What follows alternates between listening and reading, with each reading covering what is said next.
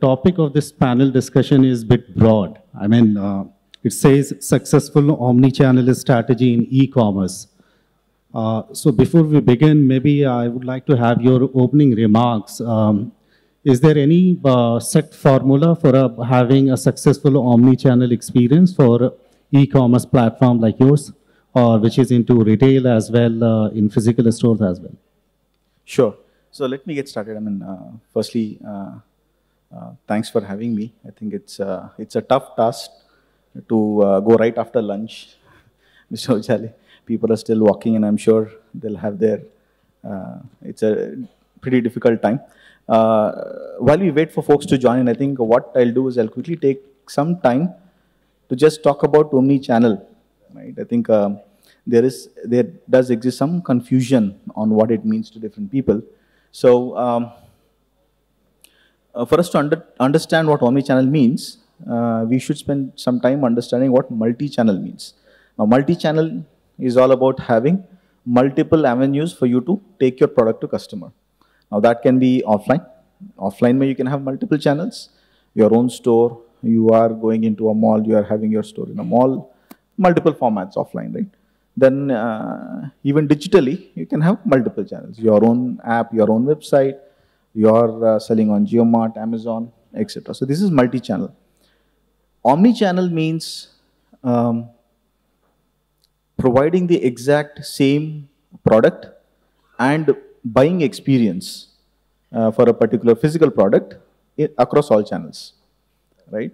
So that's what omni-channel means, and more, right? To address your question, you see more and more organizations, brands adopting this strategy. It becomes very relevant and important, largely in today's world, right?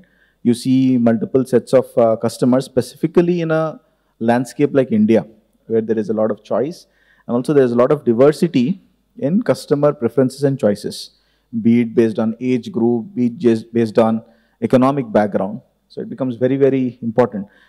We can speak more about this while we keep going, but I think I just wanted to establish the difference between omni-channel and multi-channel. Exactly. So it sets a context for us. Also, what you said, primarily there are multi-channel and there has to be an integration because of the fact that you have to give a different level of customer experience. So irrespective of the fact that where the customer is coming from, it should have the same level of experience and delightful experience. Exactly. But it is easier said than done because of the fact that we are living in a very heterogeneous environment. So even from the back-end point of view, for the people who are managing digital, for example, I mean, there are a lot of heterogeneity happening in their data center. I mean, you're using multiple applications, you're using multiple, maybe some of your workload could be in cloud, some could be on-prem. If you look from the business perspective, the challenge by and large remains same. Could you share, based on your experience, how as a business leader or any organization could minimize this heterogeneity? Absolutely, it's a great point you're bringing, Ujaley, because I think if you observe, if you try to split the systems or technology that drive a business, right? You can, there is a physical product, but to ensure that the physical product, there is transaction happening on it, you will need an entire engine running, right? You will have an ERP system. You will need a system to manage, there's an inventory management system, there's a warehouse management system, there is a pricing management system, right? So for an omni-channel strategy, the pricing should be exactly the same. I'll take an example of the organization I work for, right? If a customer walks in and would like to purchase a certain product on Jiomart versus in a Reliance Smart store or a Smart Point, the price, the discount, the coupons should exactly be the same. That's what omni-channel means. So integrating all of that becomes a challenge, right? So you made a great point. I think for any organization, any brand that would like to adopt the omni-channel strategy, there should definitely be significant investments in technology to begin with, to integrate this. The second aspect that you spoke about was there's a lot of heterogeneity, right? If we again take an example of the organization I work for, there's multiple formats. There is a smart store format, which is all about grocery. There is a trends format, which is all about fashion, lifestyle. There is digital, which is all about electronics. That's from a category or a product split. At the same time, we also have a multi-channel from getting the product, showing the products to customers and fulfilling it. Right? For example, there is Jiomart digital, there is Ajio. Then we are also now doing on the WhatsApp channel, right? You must have heard Anila speak during her conversation about haptic.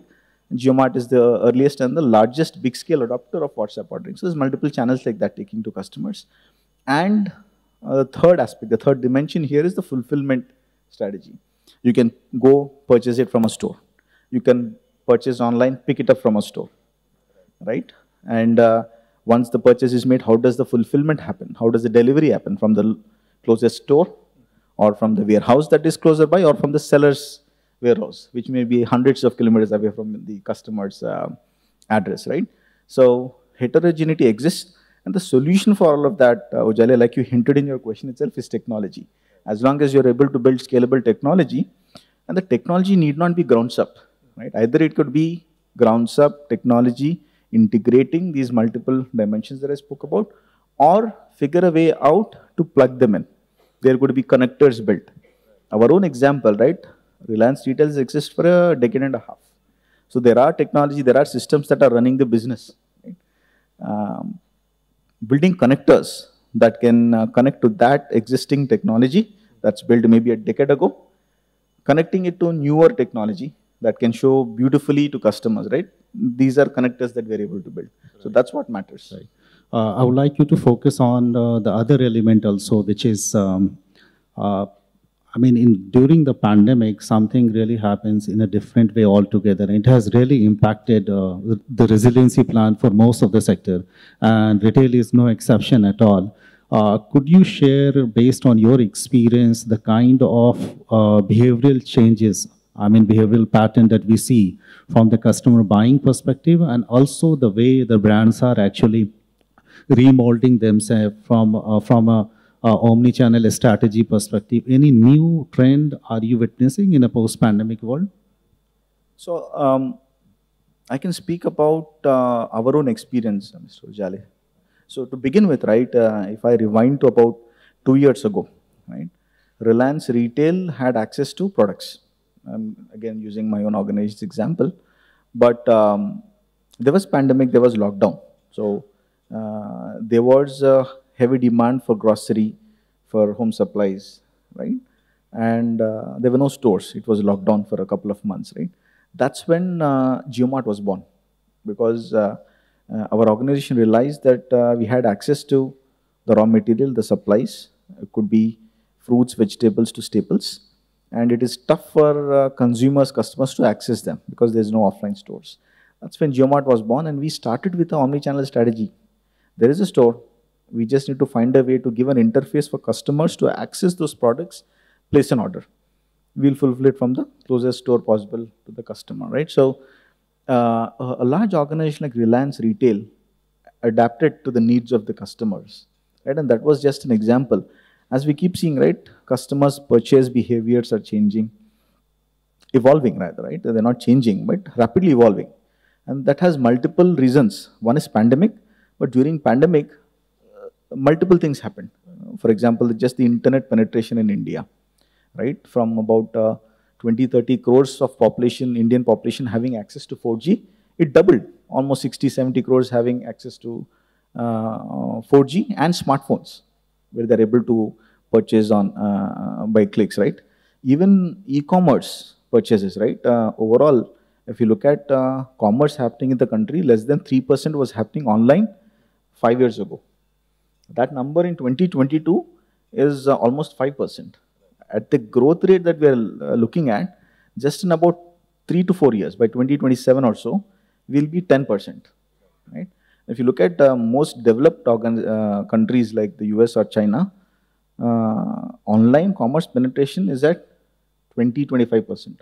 We still have a long way to go, right? So a lot of changes, apart from the consumer preferences, access to internet, access to smartphones, access to technology has also made it imperative for brands that have traditionally existed offline to move online. At the same time, you will also see a lot of brands which have operated only online going to offline, because this pandemic has also realized that there is going to be a significant amount of population, consumers, who will wait and go offline. Examples like Urban Ladder, Zivame, which traditionally started, Pepperfry, traditionally started only as online formats, are now having stores across the country.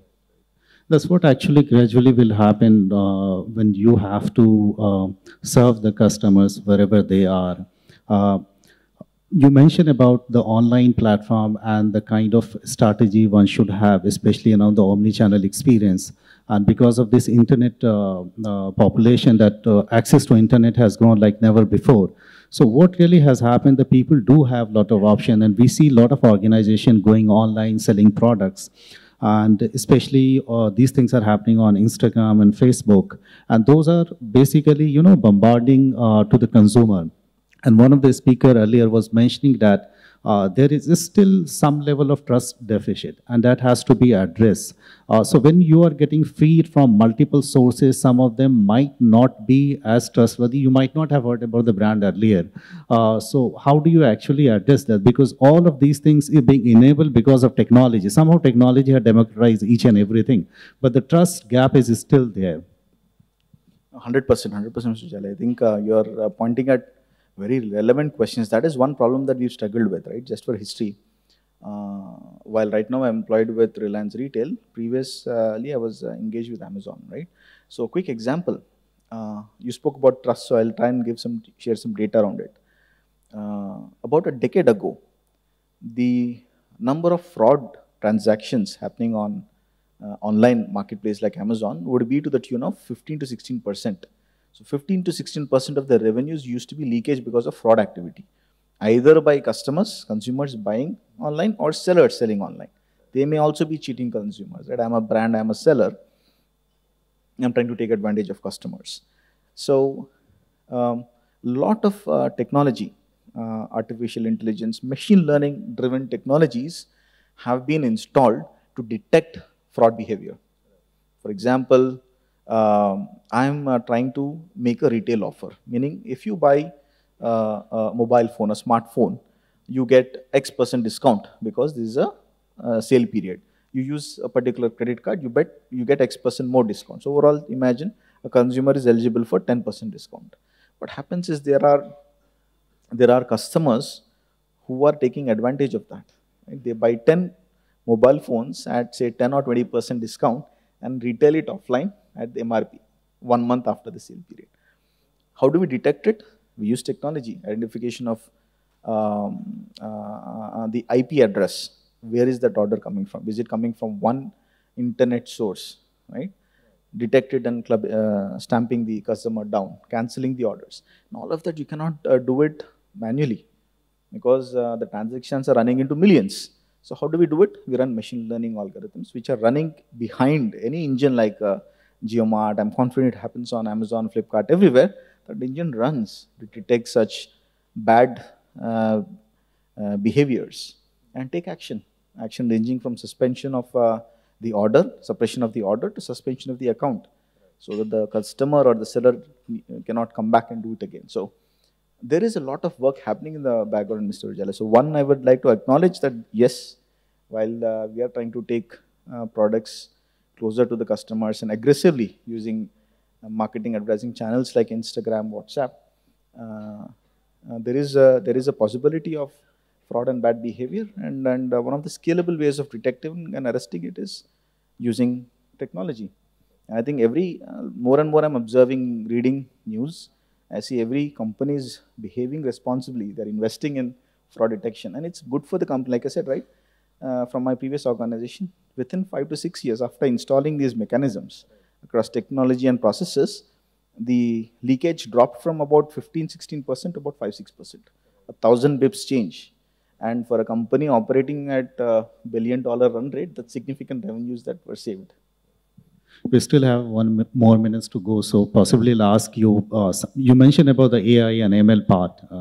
Could you share, because we heard a lot of use cases of AI and ML in retail industry, but initially it was more about chatbots and all, but fortunately there are a lot of maturity happening. Could you share actually at Jiomart, have you done any experiment? Is there any tangible success you have witnessed, especially on the utilization of AI and ML? So one of the examples is I've already spoken about, right? Detection of fraud, both on the buying consumer and sellers, right? Merchant side. That is a significant use case that we've exploited. One more setup that we've invested and we are successfully piloting is something called as seller settlements. So one of the largest issues, and obviously for an organization like Reliance, which operates at a massive scale, is payments to vendors, payments to sellers, right? We've invested in building blockchain technology, right?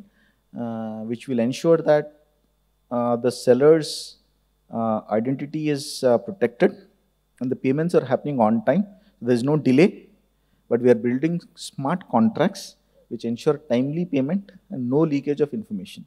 One seller should not know what I'm transacting with another seller or a vendor, right? There may be two brands that I'm engaging with. I want the contracts to be confidential, right? At the same time, timely payments to happen. That's the second example. Obviously, chatbots, etc. Third example. And obviously, Haptic is a partner company. We are collaborating significantly with Haptic at Reliance and Jiomart to figure out how we can use artificial intelligence, identify targeted consumers, and ensure that they are able to see the products that they'd like to see, remove all the junk, and only... we see a lot of organizations which attain a certain mass and scale. They actually struggle with the consumer grievances mechanism, actually. Especially, and that becomes really important because customer experience is somehow related to how soon, how quickly are you able to solve customer problem. And because you are actually operating in a multi-channel environment, and technology enables you to have a kind of unification. So how crucial it is, and possibly you can share your example also, having a conversational engagement with customer. They may be coming from WhatsApp, Instagram, Facebook, maybe third-party platform from Jiomart itself. Anyway, it's very important. I think we should talk about. You spoke about conversational commerce. That is one. But I'd like to take a step back and talk about the importance of having a interaction, right? Typically, because I've spent almost the last 10, 12 years building businesses, building technology for the Indian consumer. One thing is given, Indian consumers love interaction, right? I'll give you an example. While we sell significant volumes in Jiomart, I don't know the exact numbers, but a significant portion of those are consumers who are shopping from a Reliance Smart Store. They've been shopping from a Smart Store for the past 1 decade or so. How does that happen? I'll give you an example, right? Imagine a Smart Store in a city called Jharsuguda. There is a consumer base, there is a Smart Store. The consumers are used to going there. So that Smart Store has a network of, say, about a dozen employees. So consumer goes there, the employee says, hey, the vegetables have not arrived. I will let you know on WhatsApp once they arrive in 1 hour. Right? That's the level of engagement between a store employee and a consumer. And we see that behavior, right? Now we are, like I've spoken, we are talking about omni-channel. So we are trying to replicate that, right? And a Jharsuguda smart point executive tells that person, hey, you've come now, you're not finding these products, but don't worry. Go to Jiomart, place an order.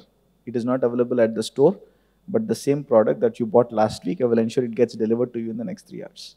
Right? I think we have exhausted our time completely. Okay. So thank you so much for sharing your views. And you're absolutely bang on the role of technology for omnichannel, for enhancing the omnichannel experience, and why the customer experience has to be the center of all the things.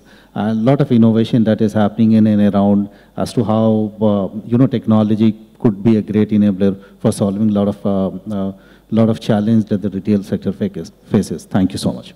Thanks, Mr. Ujaley. I'm glad to have shared that. And thanks for the audience to patiently see through this. Thank you so much.